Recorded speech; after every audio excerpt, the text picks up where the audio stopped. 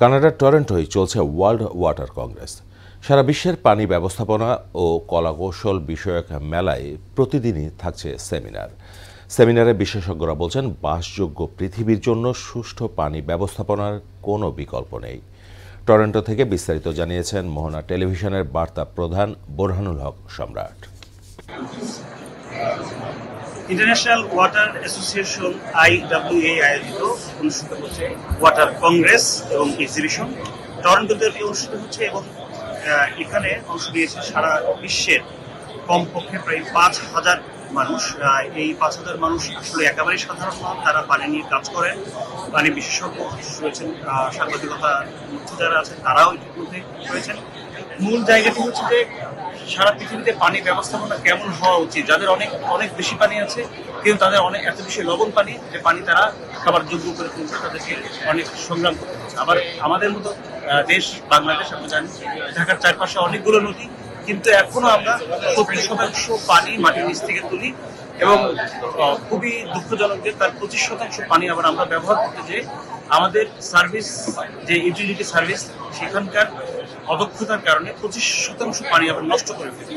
এই বিষয়গুলো যেন আর পৃথিবীতে না ঘটে, কারণ পানি খুবই গুরুত্বপূর্ণ, বিশেষ করে মানে যেটি খাবার যোগ্য পানি সেটির অভাব দিন দিন বাড়ছে, লবণ পানির পরিমাণ বেড়ে যাচ্ছে। আমরা যেমন যদি বলি সুন্দরবন থেকে আমাদের লবণ পানির পরিমাণ সেটি আমাদের মূল স্থল ভাগের দিকে যেভাবে আসছে।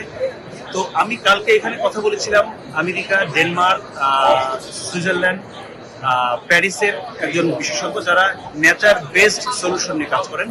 তারা বলতে চাইছেন যে ওয়াটার ট্রিটমেন্ট অনেকভাবেই করা সম্ভব না, নিত্য নতুন প্রযুক্তি নানাভাবেই আসতে পারে, কিন্তু বাস্তবতা হচ্ছে সোর্সকে প্রোটেক্ট করতে না পারলে সামনের দিনগুলোতে যত ধরনের প্রযুক্তি ব্যবহার করা হোক না কেন, শেষ পর্যন্ত তাদেরকে যে সোর্সটা ওয়াটারের মূল সোর্স তাকে প্রোটেক্ট করতে হবে, সে যেন নষ্ট না হয় সেটিকে গুরুত্বপূর্ণ করে তুলতে হবে। এবং আমার তখনই মনে হয়েছে যে আমাদের ঢাকার চারপাশে যে 4টি নদী তুরা, বালু, বুড়িগঙ্গা, শীতলক্ষা, এমনকি ধলেশ্বরীও, সেগুলো যেভাবে দূষিত হচ্ছে এবং দিনকে দিন আমরা দেখছি যে আমাদেরকে কখনো মেঘনা, কখনো পদ্মার থেকে পানি নিয়ে এসে ঢাকা শহরের যে প্রায় 2 কোটি মানুষ তাদেরকে পানি সরবরাহের ব্যবস্থা করার চিন্তা করতে হচ্ছে, এটি খুবই দুর্ভাগ্যজনক। এখানকার বিশেষজ্ঞরা বলছেন এই যে সোর্সকে প্রোটেক্ট করতে না পারলে নেচার বেসড সলিউশন সম্ভব না এবং কোনোভাবেই শুধু প্রযুক্তি দিয়ে এই সামনের যে পানি যে যুদ্ধ, পানি যে রাজনীতি, সেটি মোকাবেলা করা সম্ভব হয় না।